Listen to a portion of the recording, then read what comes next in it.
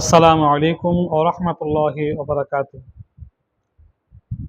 যেসব দুগ্ধপোষ্য শিশু মায়ের দুধ পান করে সুস্থ থাকে না বা হয় না, বা ঠিক মতো দুধ না পাওয়ার কারণে বিভিন্ন কারণে অসুস্থ থাকে, শুকাইয়া কঙ্কাল সার হয়ে যায়, এরকম শিশুর জন্য একটা তদবির আমরা শুনবো, জানবো। যে দুগ্ধপোষ্য শিশু শুকায়া গেছে, কঙ্কাল সার হয়ে গিয়েছে, একদম চিকন হয়ে গিয়েছে, বাপ মা চিন্তায় পেরেশানিতে আছে, এমত অবস্থায় মা অথবা বাবা দুজনে যে কোনো একজন করলেই হবে, বা যে কেউ করলেও হবে।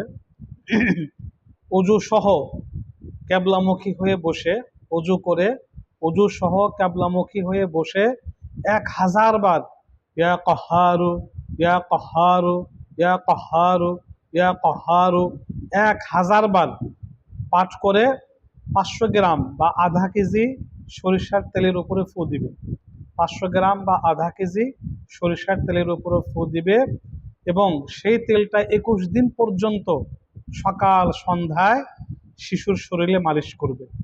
সেই তেলটা 21 দিন পর্যন্ত সকাল সন্ধ্যায় ওই অসুস্থ দুগ্ধপোষ্য শুকাইয়া যাওয়া কঙ্কাল সার শিশুর শরীরে মালিশ করবে।